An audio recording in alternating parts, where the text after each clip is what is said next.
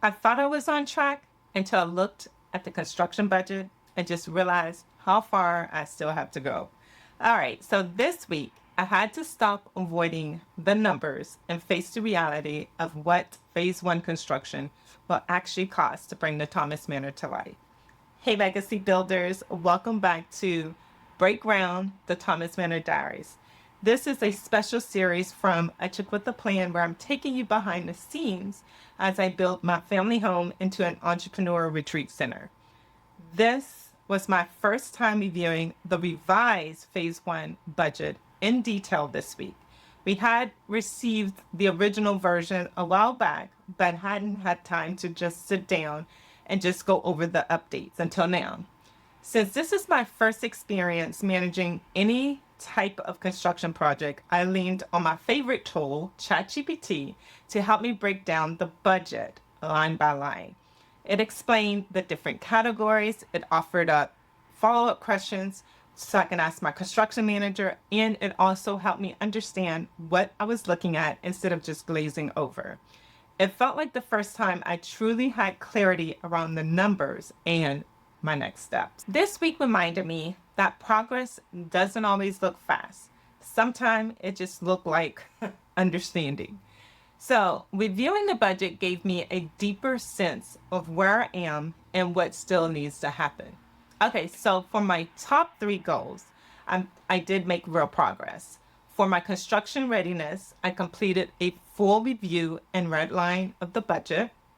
For my revenue and my down payment, I executed, of course, paid projects for AWG. Now, these projects are just not income. They are part of the bridge that will get me to the financial requirements for the build. And for the visibility and community, I stayed consistent. I posted episode 2 on YouTube, LinkedIn, and in the Thomas Manor online community. But I'm going to be real, being on site this week for other client work was just very challenging. I had to be very intentional about completing my top 3 tasks each day. And it hit me hard when I looked up and realized we're already entering week 4 of this 26-week sprint.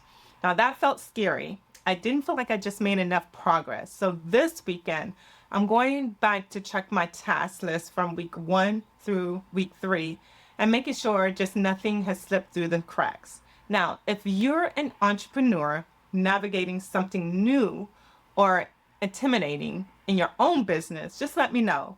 We all hit these moments. Now, what matters is just how we respond. Now, this week's scripture really ministered to me. It's, "May the favor of the Lord our God rest on us. Establish the work of our hands for us." Yes, establish the work of our hands. That's Psalm 90:17. Now, with so much going on, being on site, juggling projects, and just trying to stay on schedule, I knew I needed more than just strategy. I needed God's favor. I started each day with devotion, and as I worked through the overwhelming parts of this process, I felt a peace that only comes from knowing I'm not doing this alone. I truly believe God is establishing this vision, brick by brick, budget by budget, even when the progress just feels slow. Emotionally and spiritually, I felt strong this week. I protected my energy by getting rest, honoring my routines, and just staying focused on the work that matters. And that rhythm allowed me to lead my day, not my day leading me. So looking ahead to next week, my focus is on those needle moving tasks that's going to bring me closer to breaking ground. That means reviewing my week 1 to 3 progress, finalizing the financial tracker, drafting the project summary for my banker, and I also need to reconnect with my construction manager about our next steps. When I sit down next weekend, I want to feel like I gained real momentum, not just thought about the vision, but took action. So thank you so much for walking with me through week 3 of this journey. I hope something in this episode encouraged you to just keep showing up for your dream, even if the progress just feels slow.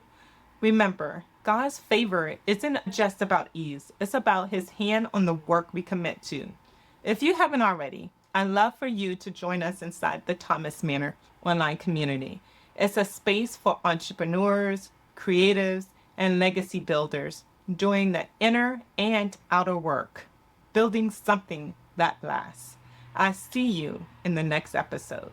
Until then, stay focused, stay faithful, and keep building.